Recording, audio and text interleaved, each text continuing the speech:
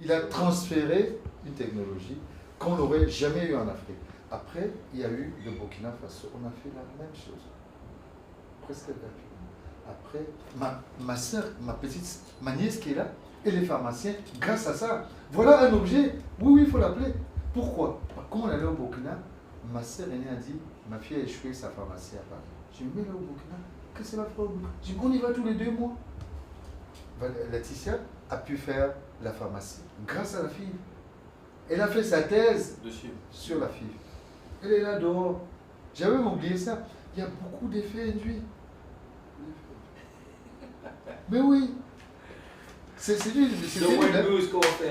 mais voilà, non, mais tant qu'on ne dit pas ça et qu'on ne nous repasse pas ça dans une cassette, même à bâton rompu comme ça, écrire un livre c'est compliqué. Toi, tu n'as jamais le temps. Tu viens pour 2 secondes. Moi, j'ai encore moins de temps. Mais à eux, il faut, on peut leur dire, et quelqu'un, même là, quand c'est enregistré, ça permet la jeune fille qui est là, elle a fait tout son cursus de pharmacie pendant qu'on allait au Burkina, parce que nous allions. Mais tu imagines, ma soeur envoyait sa seule fille, pharmacienne de son état, au Burkina Faso. Elle ne voulait pas du tout. Je dis, mais Simon, on y va tout le temps. On y va tout le temps. C'est un pays comme un autre, tout se passe bien. Ma nièce ne voulait pas, puis finalement, petit à petit, on a convaincu, on y va. C'est pour ça que les pharmaciens, donc c'est au cadre de notre pays, grâce à la fille aussi. Indirectement. Et chez tout, indirectement, c'est un effet. En Côte d'Ivoire, quand on débat, est-ce que tu te rappelles des directeurs de Nouveauté là où on descendait? C'est monsieur qui était tué à la guerre. À l'époque, mais quand on repartait, quand je faisais la dernière anesthésie générale, je me rappelle ça, oui. La dernière pension, je disais, Guy, le Seigneur est avec nous. On va devoir quitter ce pays. Imagine qu'on perdait quelqu'un sur la table. Madame Gbagbo n'est pas d'accord que nous faisions ça parce qu'elle avait le centre qu'elle voulait monter de l'autre côté. Une femme sur la table. À l'époque, c'était on nous fout une balle dans la tête. Ben oui. C'était même pas à discuter. On avait tout à perdre. J'étais toujours soulagé là, de partir. Je disais, bah, j'ai fait la dernière. Parce que quand quelqu'un dort, vous ne savez pas quand il se réveille. Il faut. La dame est là. Moi, j'arrivais, comme je n'avais pas l'autorisation d'exercer, je n'étais pas présent le l'ordre de médecin. Il y avait les chirurgiens locaux, mais qui ne savaient rien faire. Moi, on essayait le malade, tout ça, on endormait. Je suis venu travailler. Le malade se réveillait, qui a pensionné, on ne savait même pas. On pensait que c'est les locaux. C'est ça, oui. Et toi, au laboratoire, tu bossais. Nous, on travaillait au noir. Voilà. Je faisais travailler au noir. Bonjour. Pourquoi avoir choisi l'Afrique pour la PMA? Alors, ce choix a été fait, on va dire, d'une façon où 2 personnes se sont rencontrées à 2 moments propices. Au tout début, je voyais des Africaines venir à Paris en plein hiver, en boubou, en tongs, pour faire leurs examens. Elles ne comprenaient rien de ce qu'on leur faisait. On les amenait à faire des échographies, des dosages hormonaux, voir le gynéco, voir le biologiste, pour essayer d'avoir un enfant. Pour venir, comme on dit, chercher l'enfant. Et dans cette souffrance, tant sur le plan physique, psychique, financier, entre les billets d'avion et les hôtels, il y avait vraiment, à ce moment-là, pour moi, si je pouvais faire quelque chose, cette idée me trottait en tête. Et il se trouve qu'au même moment, il y a eu rencontre avec Guy Saint-Jean, qui lui, à ce moment-là, a eu la vision et la volonté de dire il faut faire de la fécondation in vitro en Afrique. Et vous savez aussi bien que moi qu'à ce moment-là, quand on parlait de fécondation in vitro en Afrique, il y a 20 ans, on nous disait mais qu'est-ce que vous voulez faire? Mais vous êtes des fous. L'Afrique est occupée avec la mortalité néonatale, est occupée avec le palu, est occupée avec d'énormes problèmes financiers. Qu'est-ce que la fécondation in vitro va apporter à ces gens? Et l'histoire a commencé comme ça. Dans ce moment de folie, dans une rencontre de 2 personnes qui a fondé une grande amitié. Parlez-nous de l'expérience de la fécondation in vitro au Cameroun. Comment est-ce que ça s'est passé? Comment est-ce que ça a été intégré? Alors, lorsque nous nous sommes rencontrés la première fois avec Guy Saint-Jean à Paris, il avait, lui, donc, cette volonté d'avancer, une certaine vision dans le temps, de mettre en place la fécondation in vitro au Cameroun, plus particulièrement à Douala, puisque c'est là où se trouve sa clinique. Et à ce moment-là, j'étais aussi très réceptif par rapport à ce que je voyais de ces patients pris en charge à Paris dans des conditions très difficiles. De plus,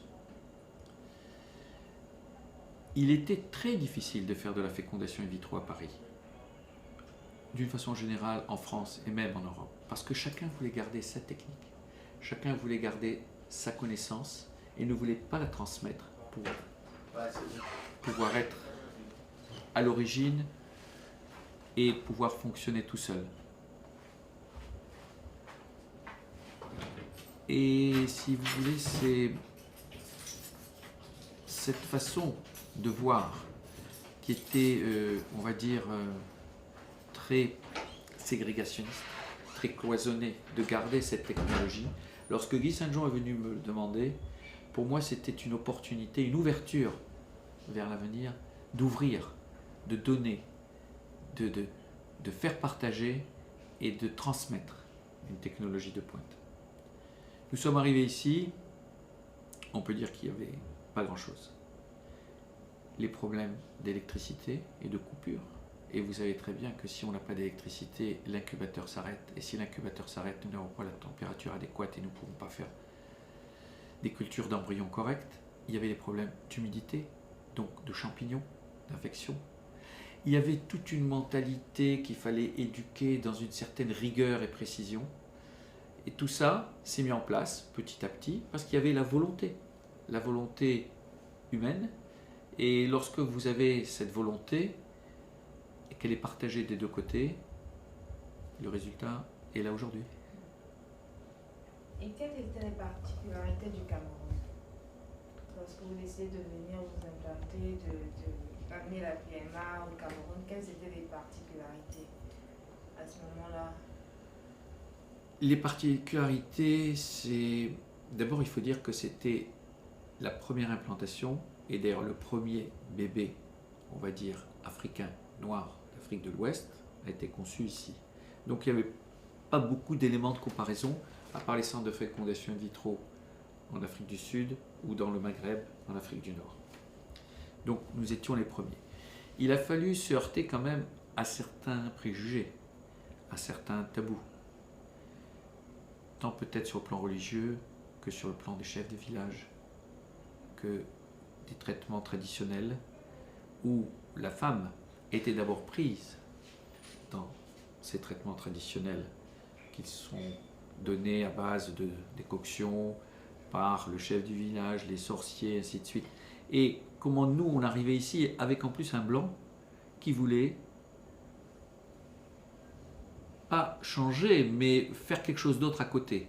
Et d'ailleurs, on a beaucoup respecté en disant, faites comme ça, et si ça ne fonctionne pas, venez nous voir. Et c'est ça, cette particularité en Afrique qu'il a fallu mettre au point dans les mentalités des gens pour qu'ils puissent évoluer et comprendre l'intérêt. Alors l'évolution au niveau du Cameroun s'est faite comme il n'y avait pas de moyens financiers. On démarrait avec rien ici. J'ai amené le matériel, j'ai acheté le matériel, et le matériel a été mis en place. Et nous faisions une organisation qui a été, je pense, assez intéressante et judicieuse, aussi bien pour les équipes médicales, gynécologues, biologistes, que pour les patients, qui consistait à prendre ce matériel, l'amener gratuitement, l'installer, les couples étaient pris en charge, et au fil du temps, puisque ces couples payaient quelque chose pour avoir leur fécondation in vitro, mais je vous fais remarquer que quand ils payaient quelque chose, c'était bien moindre que ce qu'ils payaient que s'ils venaient en France. Donc on a pu toucher toute une classe de la société camerounaise qui n'avait pas accès aux soins avant. Et par cette technologie ici, ils pouvaient venir. Et lorsque ils ont commencé à récupérer, à se former et à récupérer des frais qui étaient remboursés par ces couples, ils ont commencé petit à petit à rembourser ce matériel. Ben, je peux vous dire qu'elle est très bonne. Aujourd'hui, elle est même parfaite. parce qu'ils ont toujours voulu apprendre. Et on sentait cette soif, ce désir de connaître et de s'impliquer totalement dans cette nouvelle technologie. Et dans les autres pays africains où vous avez fait la PMA, ça s'est passé comment?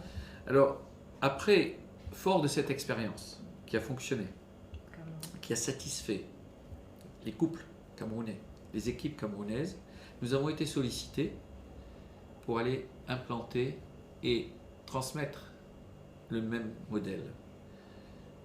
Après le Cameroun, ça a été le Burkina Faso. Et nous étions donc Guy Saint-Jean, gynécologue, Guy Cassuto, le biologiste, et c'est pour ça qu'on nous appelait Guy le Noir et Guy le Blanc. Et nous avons traversé l'Afrique comme ça, entre le Burkina, Ouagadougou, premier bébé au Burkina, un peu dans le même schéma d'implantation, puis après nous avons été en Côte d'Ivoire, puis après au Bénin, et plus récemment encore au Mali. Les difficultés de mise en place, certes elles étaient là, techniques de suivi, de transmission de cette technologie qui est quand même très pointue, très précise, mais à côté de ça il y avait un retour sur le plan humain, d'un échange de deux mentalités, de deux cultures, et aussi bien si j'ai pu transmettre cette technologie, moi j'ai pu acquérir du Cameroun d'abord, et puis après de l'Afrique d'une façon un peu plus générale, une certaine culture, une certaine façon de penser, une certaine adaptation à la vie et aux problèmes quotidiens, et on repart après beaucoup plus riche que ce que l'on est venu. Et cet apport que j'ai eu, et puis la satisfaction de voir ces centres monter, grandir, devenir autonomes, prendre leur envol tout seul, c'est aussi une très belle satisfaction qui efface tous les problèmes. Racontez-nous une anecdote, celle qui vous a le plus marqué durant ce processus 20 ans après. Une anecdote. Alors je peux vous dire que, et ça c'est la notion de temps qui est différente. Nous étions en train de travailler le soir très tard, pas ici, mais à Abidjan. Il était minuit, 1h du matin. J'étais sous le microscope en train d'injecter les spermatozoïdes dans les ovocytes pour faire des micro-injections, ce qu'on appelle l'ICSI. Et voilà qu'à ce moment-là, alors que le labo aurait dû être préparé 1 mois, 2 mois, 3 mois avant notre arrivée, vous voyez quelqu'un qui tape au laboratoire avec un marteau et une serrure en disant « Docteur, est-ce que je peux mettre la serrure ?» Alors là, moi qui étais complètement plongé dans mon injection, j'ai eu une réaction assez violente en lui disant « Non, je ne peux pas vous dire ce que j'ai dit. » Okay. Et des cas comme ça, il y en a eu plusieurs? Plusieurs. Il y a eu plusieurs choses. Mais après, ça a été, on va dire, avec le recul, c'est devenu presque des moments, je dirais pas privilégiés, mais c'est des moments agréables. Parce que si on met sur une balance les difficultés, les problèmes et le résultat, il n'y a pas photo. Donc, quel est votre regard de toute cette expérience 20 ans? Mon regard de cette expérience, il est que je dois reconnaître que j'ai un certain plaisir, j'ai même une certaine fierté, parce que de là, d'avoir monté ces différents centres, ils se sont regroupés, ils ont fait maintenant un congrès qui s'appelle le Girafe, où tous ces différents pays, toutes ces différentes unités se retrouvent et communiquent sur le plan scientifique. Donc on peut dire avoir été un peu au démarrage, à l'étincelle, à l'amorçage de ce système, et de voir ça, c'est aussi un grand plaisir. Et donc, s'il fallait faire passer un message aux femmes, aux gens qui ont encore la mentalité assez rétrograde, pour ne pas se lancer là-dedans, vous leur direz quoi? Je leur dirais que il faut, ayant une éducation grandie un peu en Tunisie, c'est pour ça que j'ai aussi une mentalité orientale, aussi en France, je crois qu'il faut respecter l'évolution et les conceptions ici. Mais un message, elles peuvent faire ce qu'elles veulent dans un premier temps. Mais un message, s'il y a un seul message à faire passer, c'est que le temps ne joue pas pour la femme. Le temps est quelque chose qui nous prend tous, mais pour une femme, pour la fécondation in vitro, pour avoir un bébé, c'est primordial. Et si une chose que doivent comprendre les femmes, c'est qu'à partir de 35 ans, il y a une petite diminution de la fertilité qui s'accentue à 38, 39 et qui s'accélère à 40, 41 et 42 ans. Certes, une femme qui a eu des enfants, qui n'est pas primipare, peut avoir un enfant à 43, 45 ans. Mais si on fait une fécondation in vitro à 42, 41 ou 40 ans, nos chances de réussite sont faibles. Donc s'il y a un seul message à passer, c'est celui de l'âge. Alors elles peuvent, par éducation, s'adresser au chef du village. Elles peuvent éventuellement commencer quelque chose pour avoir dit j'ai fait, mais il ne faut pas perdre de temps. Parce que ce temps, on ne pourra pas remonter en arrière. Et là, quelle que soit la technologie, quels que soient les traitements, on n'arrivera pas à obtenir une grossesse. Vous avez un autre message particulier à faire passer? Le message que je peux faire passer aussi, c'est de dire qu'aujourd'hui, ici, à Douala, pour avoir suivi, on va dire au début presque tous les 3 mois, puis après les 6 mois, puis après chaque année, l'évolution de ce centre, je peux dire, et d'ailleurs lorsque j'ai des patientes qui viennent et qui ont des points d'attache en Afrique, et particulièrement ici, à Douala, au Cameroun, je leur dis, ne perdez pas votre temps en France. Parce qu'ils ont toujours cette mentalité que les choses seront mieux chez nous. Non. Aujourd'hui ici, et vous pouvez le voir et le constater par vous-même, vous avez, et ça je peux vous le garantir, puisque c'est moi qui l'ai mis en place au départ, toute cette technologie, tout ce matériel est absolument identique. Et les gens sont totalement formés. Alors ne perdez pas le temps d'aller chercher ailleurs ce que vous avez ici. Alors maintenant, ce qui est vrai, c'est que j'ai amené cette technologie. Donc j'ai amené les outils. Je les ai donnés avec tout mon cœur pour que les gens puissent l'utiliser. Mais en face, s'il n'y avait pas une personne qui pouvait prendre ces outils et travailler avec pour progresser, tout ça serait parti et se serait éteint dans le temps. Heureusement qu'il y avait en face Guy Saint-Jean. Il est évident que les liens d'amitié, de respect et, on va dire, plus que d'amitié, on va dire de fraternité qui nous unissent, ont fait que le système a pu fonctionner.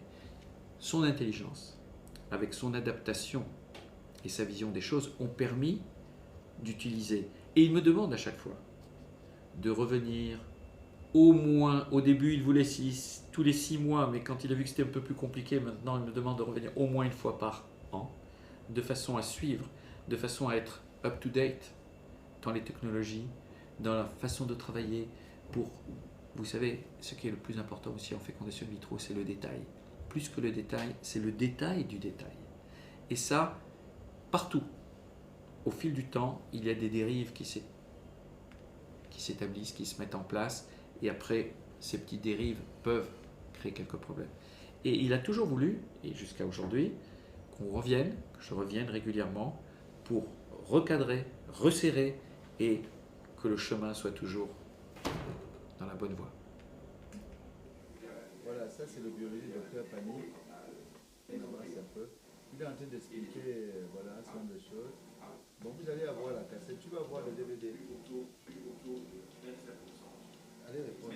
Dans le cadre d'une psy, ce que vous permet de faire cet appareil complexe. Bon, ça c'est tout le système. On va arriver à l'histoire de Tony. Bon, ça c'est. Bon, tout ça on n'avait pas dans l'autre cassette. J'ai retrouvé ça dans les archives. Voilà, donc. Bon, ça c'est la fonction, laboratoire. On se voit que ça. On peut vous montrer des images de femmes avec les pieds comme ça, c'est pas bien. Mais bon, comme c'était artisanal, je crois que ça c'est mon point.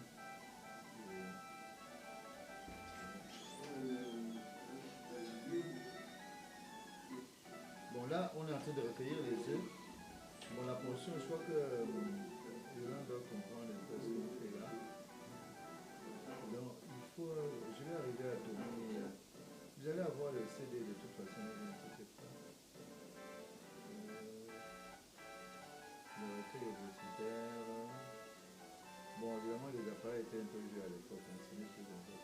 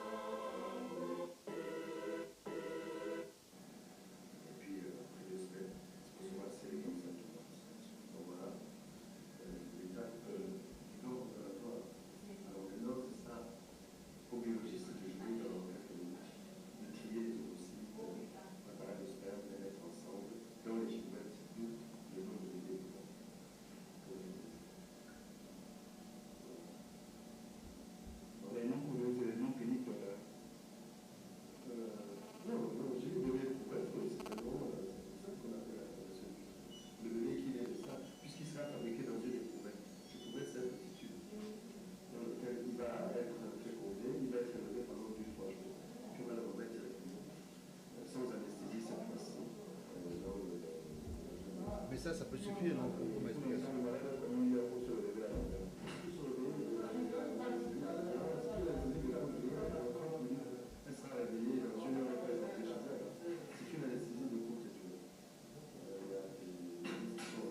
Voilà, c'était un peu plus jeune quand même.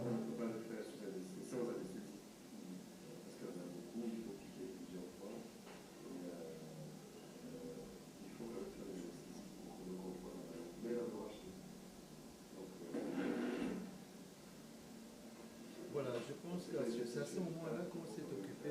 Non, ça a été fait en 2000.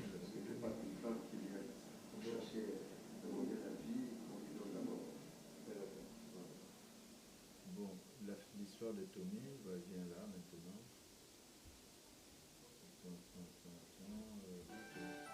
Bon. Non, ça c'est la césarienne. Alors on aura peut-être l'occasion de dire où a commencé l'histoire. L'histoire a commencé ici. Il y avait 10 médecins devant moi là.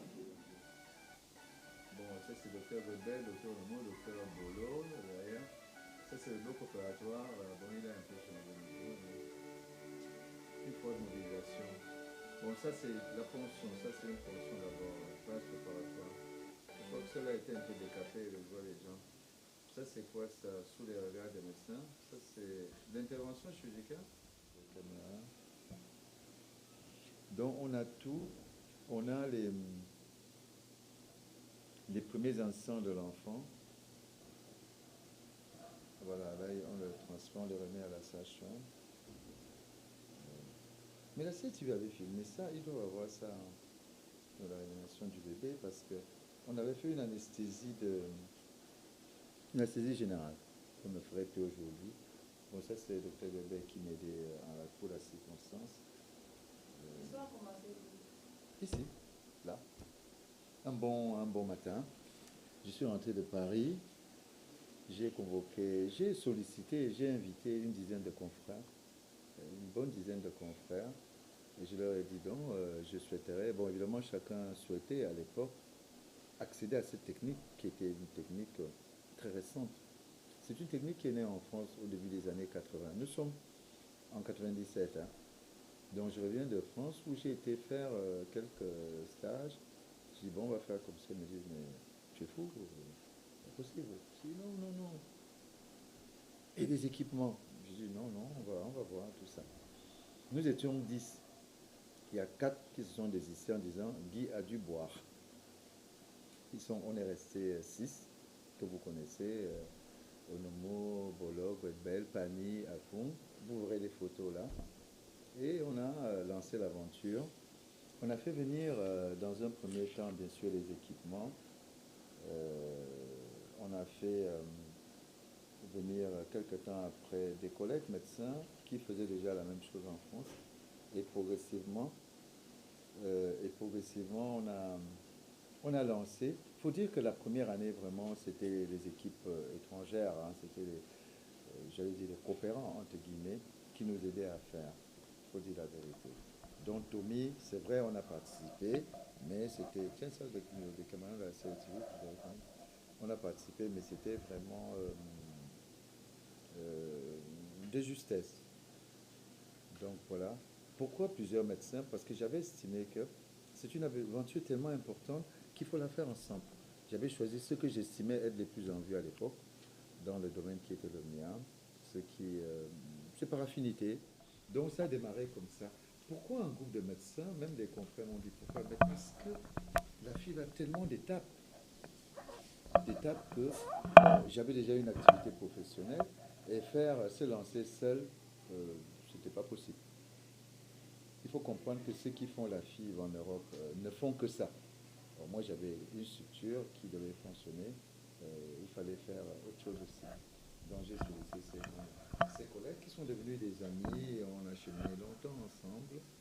Et d'ici est né le deuxième centre de ma collègue Dr. Guetbel, peut-être 3-4 ans plus tard, pour que bon, maintenant elle est autonome. Donc voilà. Tommy, alors pourquoi Tommy? Cette dame est tombée enceinte.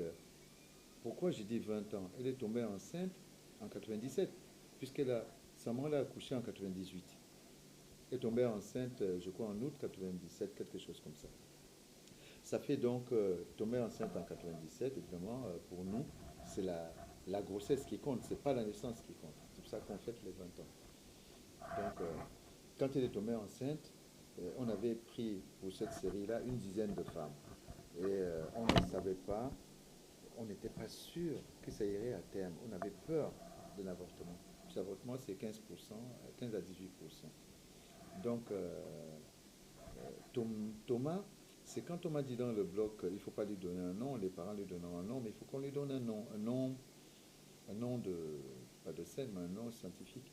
J'ai dit Saint Thomas, Tommy. C'est pour ça qu'on l'a appelé Tommy. À l'époque, bien sûr, Tommy, et il y avait un grand gardien de l'équipe nationale qui s'appelait Tommy. On l'a appelé donc Tommy, d'une région que j'aime bien. Moi, je ne l'ai pas revu depuis plus de 10 ans. Sa maman le protège parce qu'il a eu le malheur de perdre son papa. Les deux parents sont du domaine médical. Son papa nous a quittés, c'était un ami. Donc, on le protège. Je ne sais pas si lui-même connaît bien son histoire. Ça, c'est des enfants. Là, je ne saurais pas vous dire le nombre d'enfants qu'on a maintenant. C'est en permanence maintenant. On a des Camerounais, on a des Gabonais, on a des Congolais, on a des Français. Les témoignages sont venus plus rapidement des Français. Il y a voilà, un Français qui s'appelle Konsamba. Alors les parents l'ont appelé Konsamba, je ne sais pas trop pourquoi, mais c'est un couple de Français qui était là, c'est un couple de coopérants ingénieurs. Ils nous ont fait confiance puisqu'ils étaient au Cameroun, ils venaient de France, déçus par je ne sais quoi. Et puis il y a eu cet enfant, et puis voilà. Lui, il doit avoir peut-être une dizaine d'années. Il y a des Américains, il y a des Canadiens, enfin bon, il y a un peu de tout. Alors, je voudrais qu'on aille assez rapidement aux jeunes enfants là. Si vous pouvez faire avancer ça un tout petit peu, je pense qu'on va voir. Quand vous comprenez qu'un médecin ne veut pas quitter son bloc opératoire, son boulot, pour faire autre chose, c'est cette satisfaction-là. Il n'y a pas mieux. Je viens d'une salle où il y a des triplés qui sont nés. Eh bien, ces triplés ont été fabriqués un peu plus haut. Vous allez voir tout à l'heure, de mes mains. La maman est heureuse. Elle me dit, mais docteur, vous êtes après Jésus, c'est vous? Je dis non. Après Jésus, il n'y a personne d'autre. Jésus, c'est Jésus, moi, c'est moi. Voilà. Nous ne sommes que des instruments utilisés peut-être justement par un être supérieur pour venir en aide aux souffrances. Donc c'est une satisfaction totale. Il n'y a pas de prix à ça. Je dis, j'en sors là. C'est un sourire radieux. Imaginez quand je vais dans un pays, je débarque à Abidjan, on me dit, docteur, vos enfants, parce qu'il y en a là-bas, vos enfants sont là. On envoie une voiture me prendre à l'aéroport. Bon, c'est pas la voiture, mais c'est ce contact. Parce que, comme vous le savez, vous savez peut-être pas, nous avons créé le premier centre de paiement de Côte d'Ivoire, Abidjan. Tapez premier bébé pour être en Côte d'Ivoire. Tapez premier bébé pour être au Burkina Faso. Tapez au Togo. Tapez au Bénin. Vous verrez le même nom. C'est ça. C'est ça notre satisfaction. L'aspect financier est secondaire. Il est important, mais secondaire. Voilà. La maman, pour tout vous dire, dans le civil, c'est la secrétaire du président Kondo, qui est mon parent de mariage. Donc, elle fait partie. Bon, ça, non, ça, c'est. Elle s'appelle. Attends, cette fille a un nom particulier. Merveille. Revenez en arrière. Cet enfant s'appelle Merveille. Elle doit avoir 17 ans. Ses parents. Alors, ses parents m'ont donné un nom. Ils sont dans une église éveillée.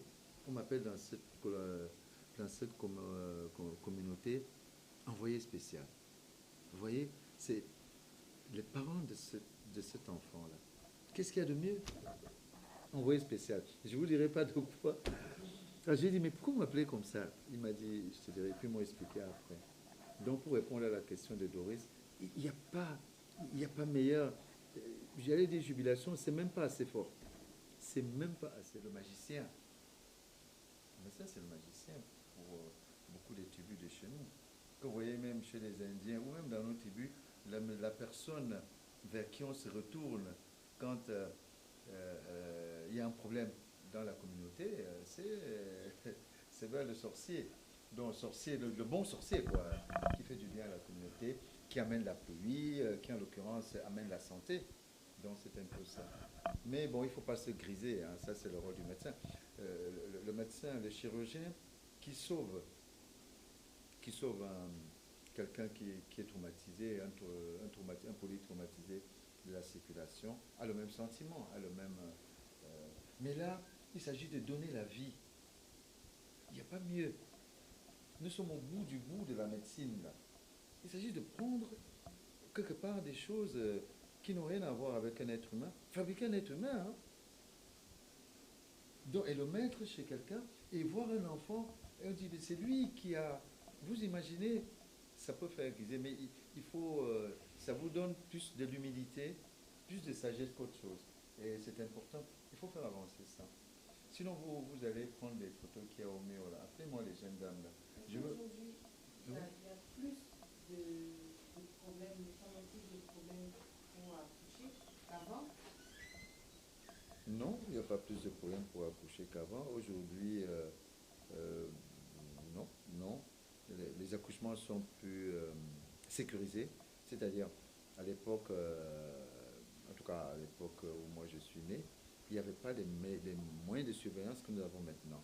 Quand on arrive dans une bonne maternité, il y en a quelques-unes au Cameroun, dès que la femme rentre en travail, il y a un monitoring. Le monitoring, c'est une machine qui permet d'écouter les battements du cœur du début à la fin du travail. Parce qu'on perd un enfant, parce que malheureusement, il souffre, on ne sait pas pourquoi il souffre. Et si vous n'êtes pas équipé comme cela, l'enfant meurt dans le ventre, vous ne savez pas, vous découvrez la mort à la naissance. Alors le monitoring permet d'anticiper, savoir que l'enfant souffre pour faire une césarienne. Donc, par rapport à l'infertilité, en fait. Ah, par rapport à l'infertilité, il n'y a pas plus d'infertilité qu'avant. Il y a simplement plus de comment dirais-je, on peut dire que l'infertilité est un peu plus dramatique, puisqu'à l'époque, dans nos villages, il y avait de l'infertilité, il y avait des femmes qui n'accouchaient pas. Mais on résolvait l'infertilité d'une autre manière, vous le savez. On résolvait l'infertilité par une autre façon que nous pouvons dire là entre nous, puisque ça remonte à il y a quelque temps, et il y en a encore, c'est encore court dans certains tribus. Dans nos communautés, l'enfant d'une famille, c'est l'enfant du village. C'est l'enfant de la communauté. Alors, quand un homme avait plusieurs femmes, parce qu'à l'époque c'était le cas, et qu'il y en avait une qui n'avait pas accouché, on savait bien, qu'il y avait toutes les femmes qui n'avaient pas accouché, on savait bien que le problème venait de l'homme, puisque 3 femmes, aucune n'accouche, bon, il y a un problème.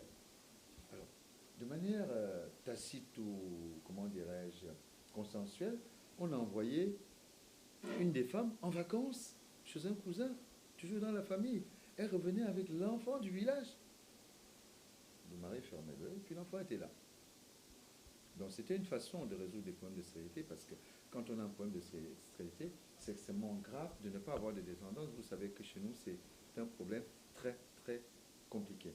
Maintenant, on ne peut plus faire comme avant. Ce que nous faisons maintenant, c'est nous allons au-delà de des problèmes d'infertilité. Nous apportons des solutions qui n'existaient pas. Je peux vous dire qu'avant Tommy, il n'y avait jamais eu en Afrique noire un enfant éprouvette, tout simplement. Quand les femmes avaient les deux trompes bouchées, on disait, elle est stérile, elle a les trompes bouchées. C'est même une injure encore dans certaines communautés, puisqu'on utilise les handicaps parfois méchamment pour insulter les gens. Donc, je voulais dire que maintenant, on va au-delà. Même quand la femme ne peut pas produire des ovocytes, on peut faire un don d'ovocytes, on peut faire un don de sperme. On va au-delà maintenant. Vraiment, on va au bout du bout pour permettre aux femmes de procréer. Donc, les techniques nouvelles... Le premier bébé en Europe, c'est en 1980. Hein. Il y a eu des lois, la loi est sortie en 1994. Nous, le premier bébé, c'est déjà en 1998. Ça fait 18 ans après. C'est beaucoup. Nous avons rattrapé un retard. Mais bon, il y a des pays qui n'ont même pas. Là, je ne vais pas citer ces pays. Je suis sollicité par certains pays africains qui ont aussi la possibilité d'avoir des centres. Moi, mon idéal, c'est que tout le monde apporte, donner cette technique que j'ai apprise à d'autres personnes pour qu'il y ait plus d'enfants. Et je le ferai, je n'en fais pas un problème matériel, j'en fais un problème d'honneur, un problème de satisfaction personnelle, de savoir que, voilà, quand je vais au Burkina Faso, je suis bien accueilli par des enfants que j'ai contribué à faire naître, tout simplement. Donc, vous devez me faire des câlins. Moi, je ne fais pas des câlins, mais malade. Elle doit faire des câlins. Je suis plus dur avec mes Vraiment. Elles savent pas, elles me voient sur l'eau, ils ne savent pas que je suis un dur à cuire. Hein? Ce sont des grandes perches, hein? Vraiment. C'est un plaisir. Vous me demandez quel est le plaisir que vous ressentez, me demandez madame. Je dis, mais le plaisir, c'est de voir ces enfants-là. Ok? Il y a un deuxième plaisir que je ne vous ai pas dit. Je suis le gynécologue de la maman, mais je suis devenu le gynécologue des enfants. Quel plaisir! J'ai changé de génération. Imaginez que demain, le bon Dieu me donne encore un peu, quelques années, elle est un enfant et que je dois m'occuper d'elle. Vous imaginez ça? Troisième génération. Je ne sais pas si vous imaginez. Parce que si elle se marie, j'espère, dans 5-6 ans, les gamines, je vais les mettre au monde, je vais les accoucher. Et si c'est encore des filles ou même des jeunes enfants, je peux être amené à m'occuper d'eux. Quel plaisir! Ça n'a pas de prix. Doris, si vous connaissez un prix, donnez-moi, expliquez-moi quel prix. Ça n'a pas. Je peux me vider dans une grotte, mais avoir ce plaisir, ça n'a pas, il n'y a pas d'autre prix que ça. Et c'est une maman, dès qu'elle a le moindre problème, la maman a eu un problème, comme on peut avoir tout au long de la vie, immédiatement, elle vient vers moi. Pourtant, on peut rester 2-3 ans sans se voir. Hein. Elle vient vers moi, j'appelle à Paris, je dis, tu vas à Paris voir telle collègue, je ne sais pas ce qui s'est passé. On la reçoit, on résout le problème. Pour moi, c'est le plus gros plaisir. Elle me dit, bon, machin, la communication, la consultation, mais de quoi on parle? Ça n'a pas de sens. Et quand je vais à Paris, je vais remercier le médecin en question. C'est moi qui lui amène son petit cadeau, son petit café pour lui dire merci de s'être occupé de ma patiente. C'est ça, ces relations, cette relation-là. C'est plus important que tout. Voilà. Cet enfant, je peux vous, c'est pas un secret, elle va faire médecine. Je suis en train de réfléchir à la faculté de médecine où elle va entrer. Elle va entrer en médecine l'année prochaine. On en a discuté avec ses mamans. Il faut trouver la meilleure faculté. Il pensait à une faculté que je connais. Je trouve que, parce que c'est un peu mon boulot aussi, la formation médicale, je dois l'orienter pour qu'elle soit médecin. Et mon plus grand plaisir, c'est qu'elle vienne travailler, aider d'autres femmes. Bon, sa soeur me dit médecin, c'est la chose, peut-être hôtesse de l'air, mais elle sera médecin, et croyez-moi, j'en prends le serment, ça sera le plus grand plaisir. Voilà. Donc pour moi, est-ce qu'il y a des liens de famille? Aucun lien de famille. La satisfaction, c'est d'aider la population, quoi. C'est notre rôle. C'est un sacerdoce. C'est comme ça que ça doit se faire. Oui, vous ouvrez. C'est ouvert? Bon, on va venir là-bas. Ok? Vous nous attendez là-bas. Mettez là. Voilà. Est-ce que les filles ont quelque chose à dire? Peut-être elle va dire un mot, parce que c'est elle qui a vécu. Hein? Parce qu'elle fait partie, madame, elle n'est pas de la première série. Elle fait partie de la deuxième série, puisqu'on travaillait par session. Au départ, tant que la première année de notre fonctionnement, on travaillait par session. C'est-à-dire, il fallait regrouper un certain nombre de malades, une dizaine de malades, une quinzaine de malades. L'équipe de Paris venait, on travaillait ensemble et puis repartait. Ok? Pendant ce travail, bien sûr, on se formait. Entre deux sessions, on allait en Europe, à tour de rôle, pour se former. Elle fait partie de la deuxième ou la troisième. C'est pour ça que les filles sont un peu plus jeunes que Tommy. Ok? C'est pour ça que Tommy a été conçu donc, il y a 20 ans. Elles ont été conçues il y a 19 ans, puisqu'elles ont 18 ans. Voilà, c'est ça. Donc voilà, donc ce sont les petites sœurs de Tommy. Voilà, si on peut dire ça comme ça. Mais bon, effectivement, j'ai gardé des liens particuliers avec la maman, comme je vous disais. Et puis voilà, quoi. Et il se trouve que tout ce qui concerne la médecine, alors c'est des jumelles, il ne faut pas voir comme ça. Il y en a une qui est jumelle, c'est des jumelles. Je me demande même qui est né. Elles sont nées ici? Oui, oui. Elles sont nées ici, voilà. Qui est sorti avant?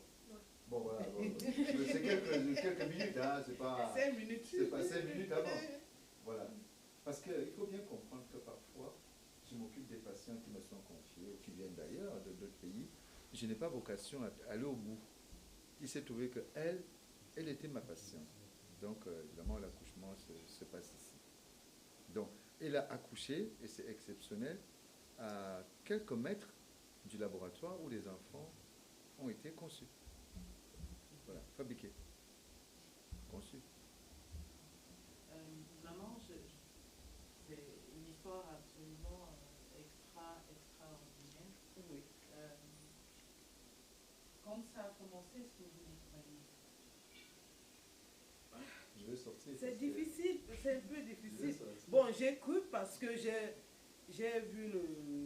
lu dans un journal que ça se pratiquait déjà ici chez Dr Oui, Sandro. Tommy a...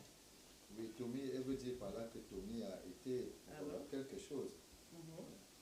Et alors, comme il me suivait déjà, j'ai convaincu mon époux, mais qu'on ne perde pas espoir, qu'on revienne ici. Je peux dire quelque chose? Oui, bien sûr. L'histoire de Tommy a été très dommageable pour les femmes. Je vais vous dire pourquoi. C'est un peu ma faute. C'est pour ça que je parle aujourd'hui. C'est un peu de ma faute. Quand j'ai sollicité, parfois l'humilité est mauvaise conseillère. Quand j'ai sollicité les collègues pour que nous lancions cette aventure, je me suis dit, il ne faut pas que je tire la couverture pour moi. C'est une façon d'être, c'est une façon de faire. Donc, quand nous avons raconté l'histoire en disant que chacun faisait un tout petit peu dans son cabinet, je ne voulais même pas qu'on sache que tout se passait chez nous. Que chacun fait un peu ici, un peu là. Quelques collègues, déjà peut-être ont dit ce n'est pas possible, c'est des histoires. Et nous savions, la maman de Tommy était enceinte. On ne voulait pas faire plus important que ça. D'où la polémique que vous avez peut-être suivie un tout petit peu, un confrère. Bon, on s'est expliqué depuis, les choses sont assez dans l'ordre, qui a pris les caméras de la télévision nationale pour dire c'est faux, ce n'est pas possible. Alors je l'ai dit aujourd'hui, les enfants sont là. Ça a été ridicule parce que bon, quand vous avez des enfants, vous avez conçu, les enfants sont là et qu'on dit que c'est faux, la personne qui est ridicule, ce n'est pas nous. Voilà. Donc, l'histoire de Tommy, il faut comprendre que, à juste titre, je vous dis, je n'ai pas vu Tommy depuis 10 ans. Moi, j'aimerais bien le voir, hein, Tommy, tout le temps, savoir comment... Elle, je les vois tout le temps. Ça dépend de tout un chacun. Hein. Au départ, même les mamans se demandaient, nous demandaient, docteur, est-ce que les enfants issus de la fécondation in vitro sont des enfants normaux? Je dis, mais oui, ils ne sont pas en plastique, ils sont normaux. Ils sont tout à fait normaux, comme les autres. Simplement, ils ne passent pas, voilà la fécondation normale. Le rapport sexuel amène le sperme là ou là. Ok? Et puis, l'enfant revient par la trompe pour habiter là. Dans la fécondation in vitro, la seule chose qui change, l'enfant ne fait pas ce bout de chemin-là. Puisqu'on prend l'ovule, on prend le sperme, mais il fait plutôt ces chemins. Voilà la seule différence. Mais c'est l'enfant du couple. Il n'y a pas de différence. Voilà. C'est pour cela que les enfants, quand on dit est-ce qu'il y a une différence, je dis non, il n'y a pas de différence. S'il y a une différence, ils sont plus chouchoutés. C'est des enfants précieux. Vous verrez tout à l'heure les trois jumelles, là, les triplés. Bien sûr, tout le monde autour de ça. comme c'est des gens là, de l'Ouest, il y a, je crois, comment dire, l'arbre de paix qui est posé. Enfin, bref, il y a déjà toute une coutume qui s'installe. La femme est 2-3 fois maniée. Enfin, bref, elle me demande presque de donner la cola, des choses comme ça. Donc, je veux dire que, pour revenir sur votre question là, nous n'avons pas voulu obliger la maman de Tommy, qui est du corps médical, c'est tout ce que je peux en dire, ainsi que le papa d'ailleurs, à divulguer, à s'exprimer. Elle s'exprime aujourd'hui comme d'autres l'ont fait. Vous verrez dans les cassettes, maintenant les femmes s'expriment, celles d'en haut doivent s'exprimer. Mais à l'époque, ce n'était pas le cas. Et parfois, il faut convaincre le mari, il faut convaincre la famille. Oui, mais qu'est-ce qui se passe là-bas? Mais Saint Thomas a permis quand même, puisque c'est ce qu'elle a lu, je pense, c'est cette histoire. Voilà, je vous laisse continuer avec elle. Non, non. Je ne l'ai pas trouvé lourd parce que j'avais déjà fait pire. J'avais déjà subi 2 opérations. Alors, bon, ça, je n'ai pas trouvé lourd. 1 mois de traitement, d'injection et c'est parti. En mai, on constate que je suis enceinte. Donc, c'est comme ça. Ça faisait combien d'années Je me suis mariée en 90, j'ai commencé à chercher à avoir un enfant en 87. Donc ça faisait une dizaine d'années. 98. Oui, une dizaine d'années. Comment ça se passait à la belle famille? Oh, c'était très dur. C'était très dur. Puisqu'elle ne concevait jamais que bon, que je vienne en mariage, que je puisse pas faire l'enfant. Donc j'étais indexée de tous les côtés. Bon, ça ne m'empêchait pas de suivre des traitements indigènes et à l'hôpital. Et donc, quand vous avez conçu, le ventre a commencé à pousser, vous en avez parlé, enfin, du moins, vous voyez que vous êtes enceinte, mais est-ce que vous avez révélé votre grossesse? Non, je ne l'ai pas révélé, c'est tout. Je l'ai gardé d'abord. Il y avait quelques amis, vraiment les pauvres amis qui savaient que nous sommes passés par là. Quand vous constatez, quand on vous dit que vous êtes enceinte, comment vous Je ne peux vraiment pas exprimer la joie que j'avais. La joie que j'avais. J'étais très contente. J'ai dit, bon, ok, enfin, je pouvais aussi être alignée parmi les mères. Donc, j'étais vraiment très contente. Et votre mari? Très contente. Le jour de l'accouchement, j'ai été hospitalisée pour un palu, mais finalement, j'ai accouché et on est à 7 mois. On est à 7 mois ici. Il était là. Bon, j'étais très content. Et aujourd'hui, quand vous les regardez, Ce sont mes amis. Ce sont mes amis. Je n'ai pas d'autres soeurs qu'elles. Ce sont mes amis. est-ce qu'on a tendance à les surprotéger à ce moment-là? Elles sont comme les autres enfants. Elles sont comme tous les enfants. C'est le même traitement. S'il faut qu'on s'il faut corriger, on corrige. Donc il y a le dialogue. Elles sont déjà grandes. On ne peut plus les traiter comme des petites filles. C'est ça. Elles sont comme tous les enfants.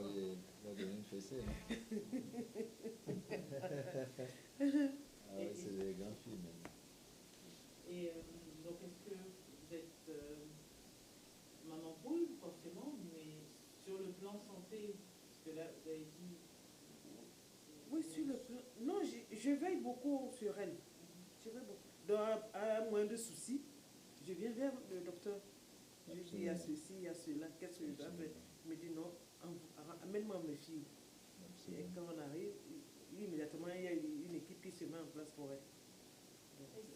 Est-ce que quand vous accouchez, quand vous concevez, vous accouchez, est-ce que vous avez suivi les essais de clivage, c'est-à-dire les gens qui disent, enfant fabriqué, comme ça?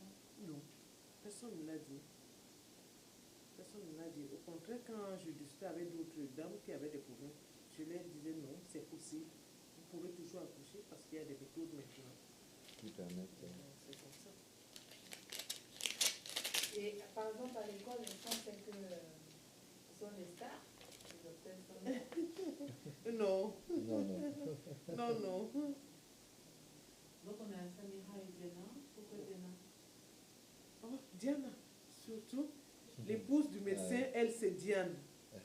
Alors, vraiment, Diana, oui. pour ne pas laisser Diane, c'est pour ça que j'ai mis Diana. Et encore plus, et aussi Lady Di. Lady Di, elle démontre c'était en août. Voilà. Donc j'ai gardé cette image et j'ai vu les cassettes de son épouse, comment elle est dynamique. J'ai dit, Elle a l'air de vous regarder. Elle vous regarde avec. Qu'est-ce que vous éprouvez pour maman? Ce que je peux donner un grand amour. Parce qu'elle a su veiller sur nous quand il fallait, nous donner à manger au bon moment, prendre soin de nous et tout. Donc on la remercie beaucoup pour tout ce qu'elle a fait pour nous. Et maman vous a dit que vous étiez issue d'une fondation. Elle vous l'a dit? Quand elle vous l'a dit, comment vous avez réagi? Ça n'a pas changé grand-chose. Parce que après son combat pour concevoir, ça a été plutôt une sorte de... On était plutôt contents d'avoir pu, qu'elle ait pu avoir des enfants, d'avoir une mère comme elle en fait. vous l'avez su à quel âge?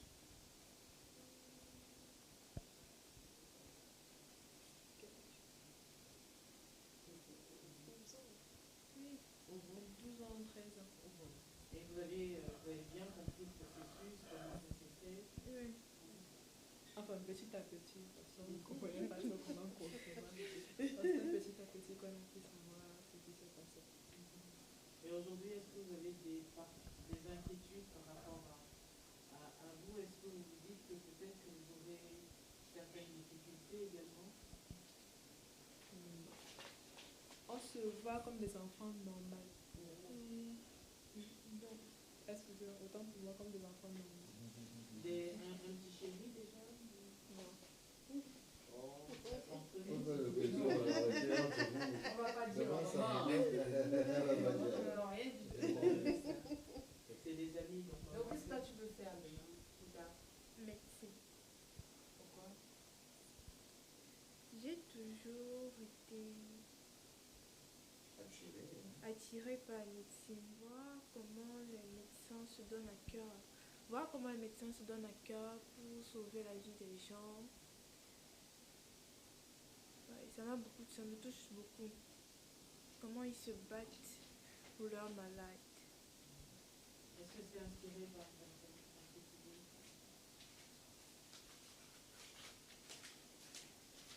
En fait, il y a une branche de la médecine qui me plaît, qui m'attire, la gynécologie.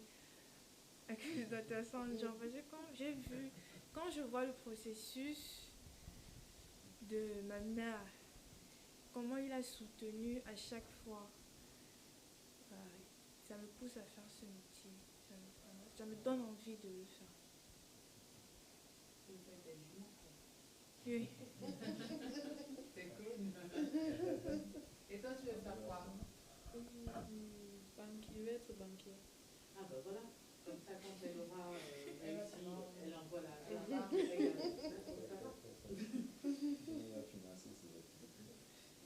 Mais là, je ne vais pas lui parler comme ma soeur, comme une cliente. Et enfin...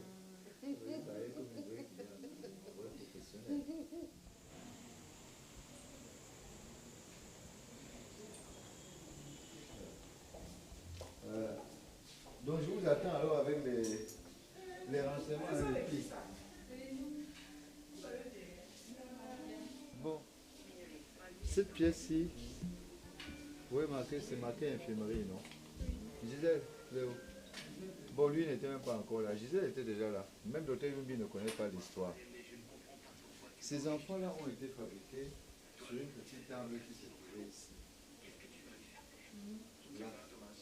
C'est cette petite pièce-ci. On m'avait donné, c'est pour que vous voyez la taille de la pièce. 5 mètres sur 5, à peine.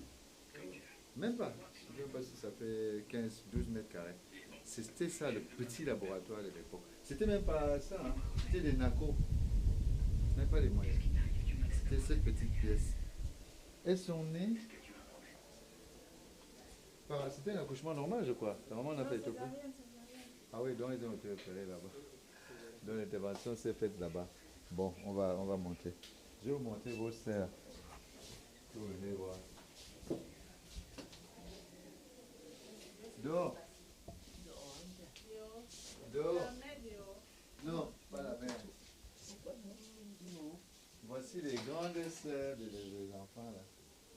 Les jumelles là. Eux, ils ne sont pas trois, mais elles sont trois. Voilà. Ce sont... Mais bon, vous étiez beaucoup plus grosso là, hein, parce que... Toi, tu as couché à combien de semaines? 30, 34. Votre maman, elle était beaucoup plus que ça. Vous êtes né à combien de kilos les filles, on vous a dit? Non, vous, c'était plus que ça. C'est vraiment des petits. Elle a été au maximum du maximum. Ok. Ils vont revenir te voir tout à l'heure pour causer avec toi. N'aie pas peur. Donc, ce sera juste, c'est pas pour la télé, j'ai dit c'est pour juste ici nous-mêmes qu'on voit. Les pauvres amis. Et où est la fille parmi là? C'est elle qui est au milieu. Elle est encadrée par ses deux frères. Voilà. Je vois qu'elle a déjà des boucles d'oreilles. Celle qui respirait mal, c'est lui qui avait des petits problèmes. C'est à lui qu'on a donné un peu d'oxygène, je crois. Voilà.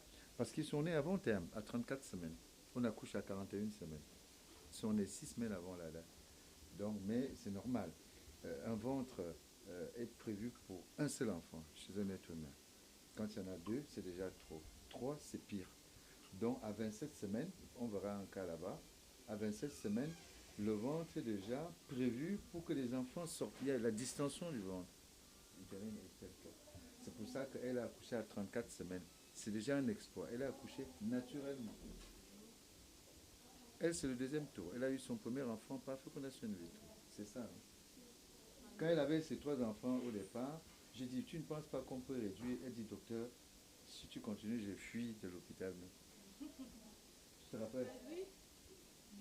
Donc elle a fait la tête et elle a gagné. Là, je suis en train de forcer la vie. Viens, venez. Ça, c'est quoi ici? Non. Bon, non, oubliez celle-là, elle a accouché déjà. Combien d'enfants il y a ici?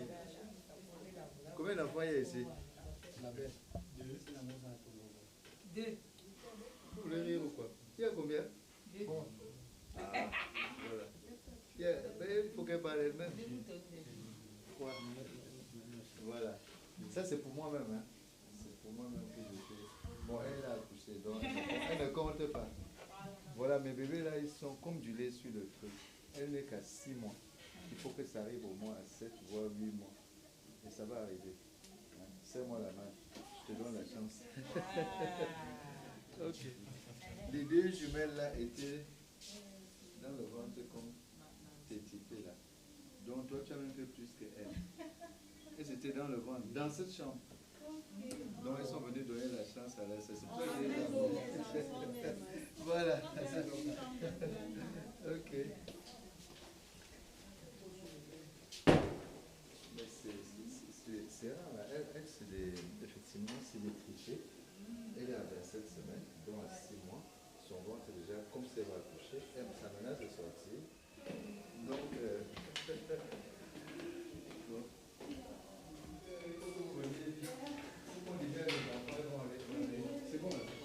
il est avancé, n'est-ce pas là?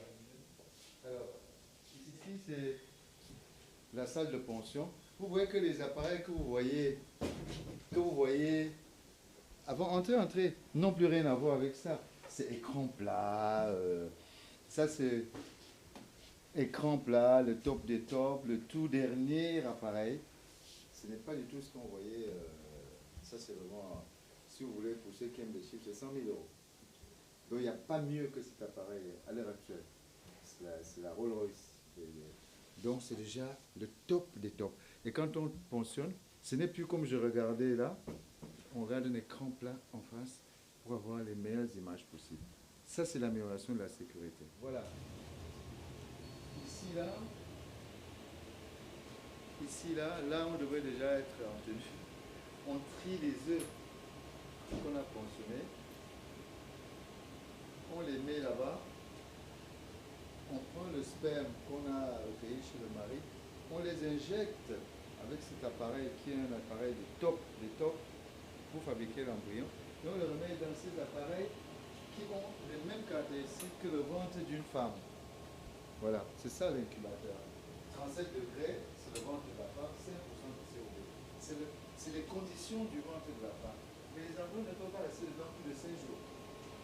Après 5 jours, il faut qu'ils mangent le sang de la maman. Mais 5 jours, c'est le top, c'est le maximum possible. Après, il faut les ramener chez maman. Mais pendant 5 jours, ils sont tranquilles là. Ils sont même mieux là que chez leur maman. Mais dans le corps humain, pendant les 5 jours, ils sont dans la trompe, ils se déplacent. Mais nous, on les a dedans. Et quand ils ont atteint les 5 jours, on les met là. Donc ça, c'est ça que ça sert. Ça, c'est le laboratoire. Ça, c'est les stadiaires pour que... Certains embryons qui ont l'âge de mes filles là. Parce qu'on garde les embryons, on les congèle. On peut les récupérer, les réchauffer, entre guillemets, et les remettre, les replacer chez leur maman, et puis on a les enfants. Qui auront donc l'âge des filles.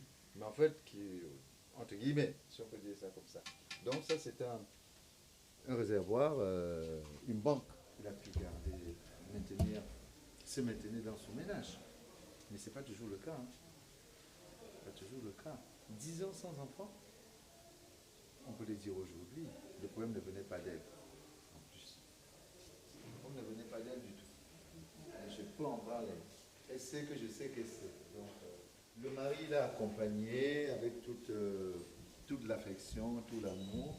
Et voilà, ça a donné ce résultat-là. Ça a donné ce résultat-là. Oui, on redescend. On repart chez la dame.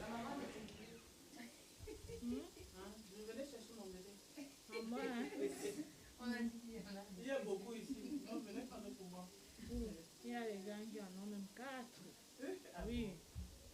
Ça donne 4. Et rien. Bon, si tu ne vois pas comment on chope à 3. C'est ça. Alors que c'est possible.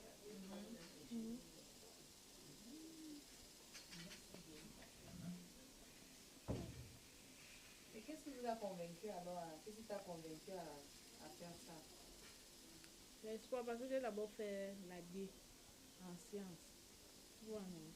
Bon, je savais un peu de quoi il était question. Quand j'ai fait 9 ans de mariage, bon, j'avais espoir que quand tu as la foi et tu crois, quand tu connais scientifiquement et que tu as la foi, que tout est possible, bon, c'est où je me suis d'abord décidée en 2012. Donc j'ai fait directement, première tentative, ça a donné. Après 4 ans, j'ai encore fait. Ça a raté. 3 mois après, j'ai refait. Ça a repris. Ça faisait combien d'années que vous cherchiez à avoir? 9 ans, ça faisait 9 ans. Donc après 9 ans. Ça a commencé déjà à créer des problèmes dans la famille, vous ne voulez pas avoir d'enfants? Et revenu ménage. Bon, moi, quand tu ne te reproches de rien et que tu as espoir, tu t'es marié jeune, tu n'as jamais connu d'avortement ou n'importe quoi, que tu ne te reproches de rien concernant, non, tu sais que tout est possible selon la volonté de Dieu. Est-ce que ça a été facile de convaincre le mari? Ça a été même une proposition de lui-même. Bon, ce n'était pas facile parce que, bon, les moyens aussi, il faut quand même se battre. C'est pour ça que durant les 9 ans, je me suis battue.